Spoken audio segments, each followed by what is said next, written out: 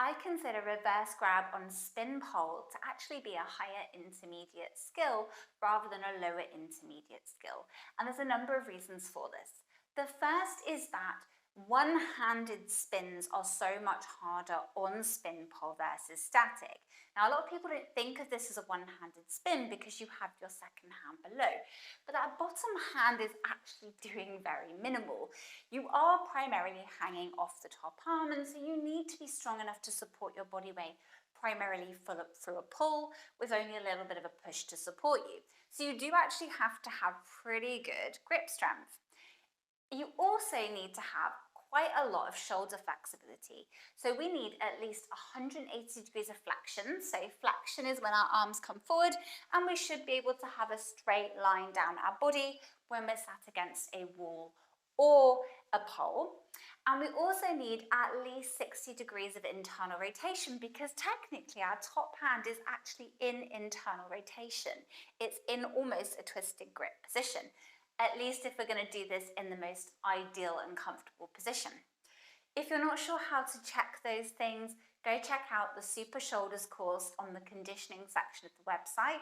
It's so important. I think all polers should have done this course. It's going to teach you a lot about your shoulders. Okay, so let's go through the basic steps. We'll start off talking about inside and outside terminology, and then we'll do left and right. So, inside arm is going to go nice and high, and I like to get right up on my tippy toes, so I've got plenty of room. I'm now going to step across in front of the pole with my outside legs, the one furthest away.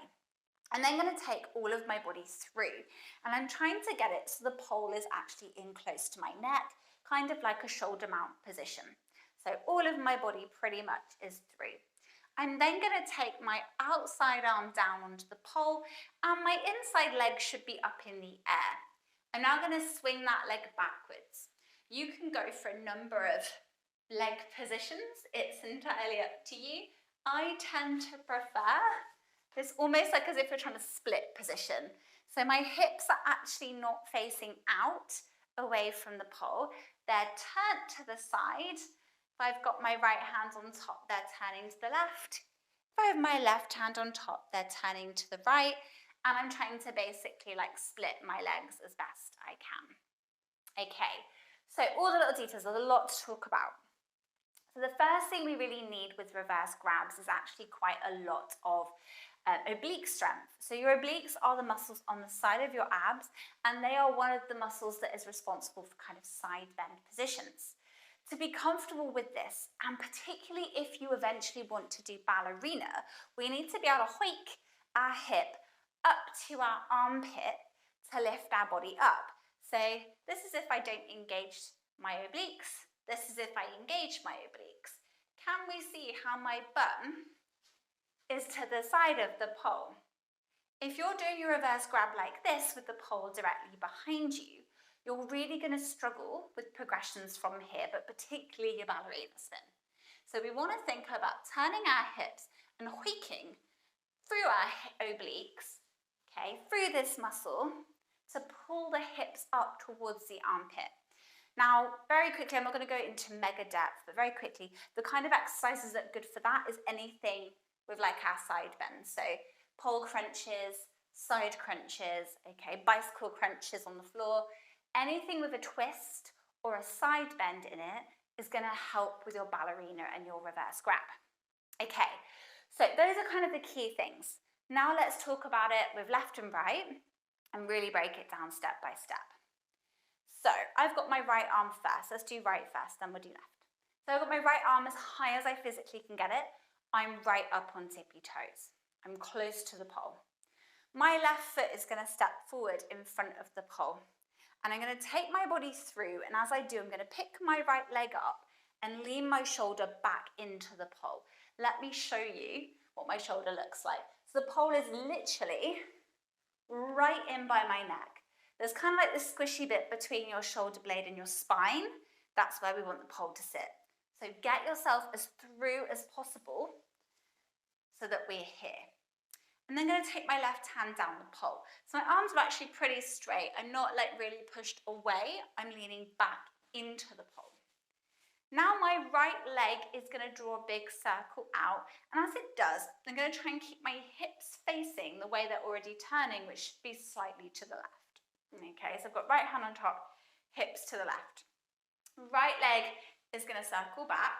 I'm going to pull my bum up towards my armpits, my right bum cheek up towards my right armpit, and I'm going to swing into my spin, and I'm going to scissor or try and split my legs. Even if you go for different leg positions, I would still have your hips in that pose. It feels stronger, it feels better, and it actually gives you more height, because as you twist and pull up, it pulls your feet off the ground as well. Okay, let's go again, because it is a lot. There's so much to this one, people don't realize. So inside arm, nice and high, up on tippy toes. Another important thing to mention before we do it again is engaging our shoulder. So remember, when our arm is straight overhead, we don't want to hang off our shoulder. We don't want to force it down either. We just want to pull down slightly, ever so slightly. I think of it more like pulling my body up rather than pulling my shoulder down. There is a whole video on this. Go check out I think it says pole myth, shoulders back and down. Watch that one if you're not sure. So let's go again. Right hand nice and high. Step on the left leg across the body. Bring the body through, turn the hips to the left. Right leg is now in the air. Shoulder is on the pole. Left hand is down the pole. Right leg is going to go across to the left, and then it's going to circle to the right, and then I'm going to push off. My bottom arm is actively pushing down into the pole, and I have my index finger down. So I am pushing, but it's not a huge amount. Okay, I'm relying on my top arm a little bit more than my bottom arm. Don't forget to pull through your side, to pull your bum and hips up towards your armpit. Okay, let's go one more time. It's a lot, so you might have to work on this for quite a while before you get it comfortable. So right arm high, step left leg, turn the body to the left as you bring your hips and your shoulder through. Get that pole right in by your neck. Right leg in the air, left hand down. Circle the right leg back, pull down through your top shoulder, don't force it. Pull your hips up towards your armpit, squeeze, and to come out, you can just take the leg that you were leading with, which will be your right leg, put it on the floor and turn out of it. Okay, left side now. As usual, this is where I embarrass myself. So left arm nice and high. We're going to step on our right foot across the body and turn our hips to the right and bring our left leg forwards. Right hand down, index finger down the pole. Pole is into my left shoulder. My left leg is going to circle back. I'm going to make sure that my hips are still turned to the right. Don't let them turn out. I mean, you could. I mean, that's an aesthetics thing.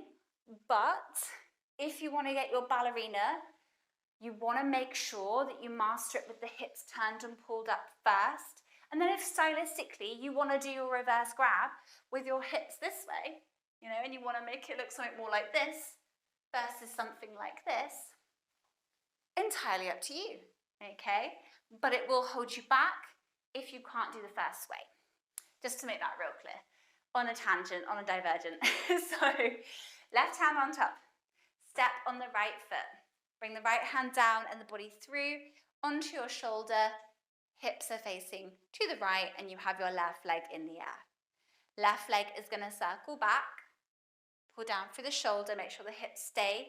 And think about pulling up through your left hip on this side. Okay, let's go one more time, real slow. So left arm high, up on tippy toes. Step on the right foot in front of the pole. Bring your body through to the left and then turn your hips to the right. Right hand comes down the pole. Left leg circles back. Keep your hips facing to the right. Keep the pole to the side of you. Step on the left leg and turn back to come out. Okay, I know it's a lot of information. It's a lot.